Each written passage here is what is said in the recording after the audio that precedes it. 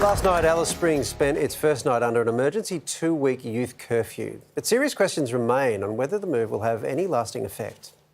All Australians will be concerned by the scenes that we have seen. People need to understand what we've gone through, and drastic decisions such as curfews and the Chief Minister calling emergencies don't just happen after one incident. A curfew doesn't equate to safety.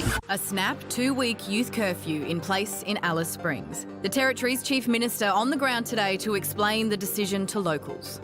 I'm here to talk to the range of people in Alice Springs, to have the conversation, to talk to them about what the curfew means for them in Alice Springs. The curfew coming after a group of around 70 descended on a popular pub on Tuesday.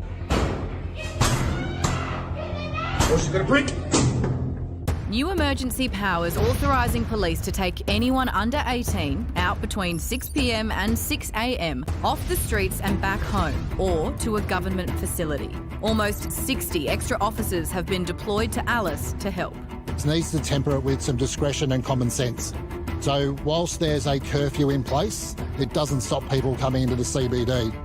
So if you're a young person coming into the CBD to work, you can still do that. Some welcoming the curfew, even arguing for more federal intervention. I think the Alice Springs community welcomes these new measures. I've suggested perhaps the presence of the ADF, given it's a humanitarian crisis in Alice Springs. We need help from a federal level to lower anxiety levels with community members and remove the edge that people feel when they're going to work or dropping their kids off at school. Others worried there's no way Alice Springs can police itself out of this situation.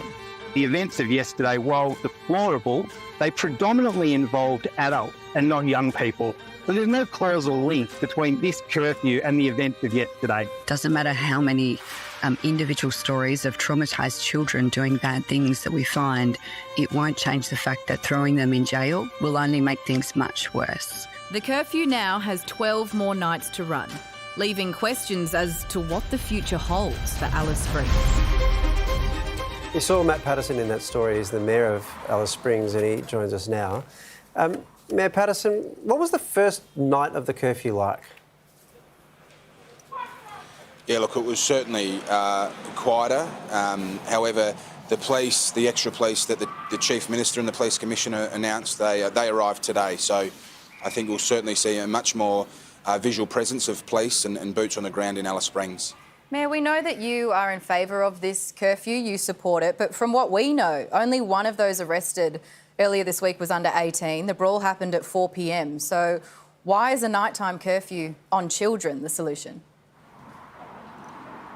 Because I think what it shows is that the curfew and the emergency declaration isn't being based on one event. It's been based on months and years of chaos and crisis, levels of crime in Alice Springs. So whilst the events happened on Tuesday were horrendous and they can never happen again, and it's the worst I've ever seen, the emergency declaration was based on the events of many months and years of chaos and carnage here.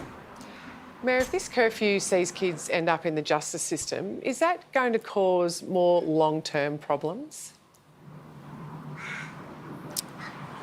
Yeah, look, I think what we also need to understand is some of these children are on the streets because it's safer for children to be on the streets rather than at their house. We know that the Northern Territory Police Force spend 80% of their time investigating domestic violence cases.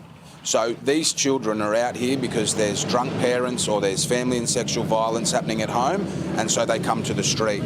If this curfew saves kids' lives because it gives the police the power to take them to safe places, then I think that it's absolutely worth it. But it can't last forever. It's heartbreaking, the stories that we're hearing. So what would you like to see as the Mayor of Alice Springs? What's the long-term solution?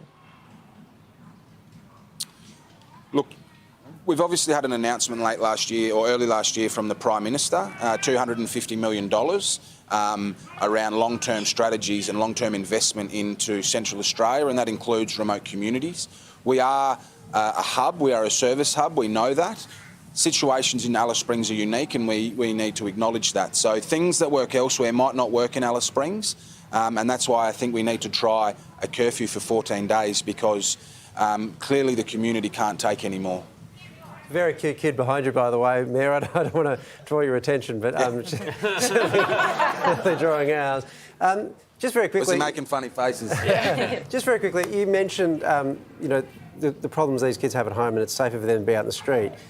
But if you're just having a curfew, doesn't that force them to be in the more dangerous environment and therefore increase the risk to them and exacerbate the problem long term?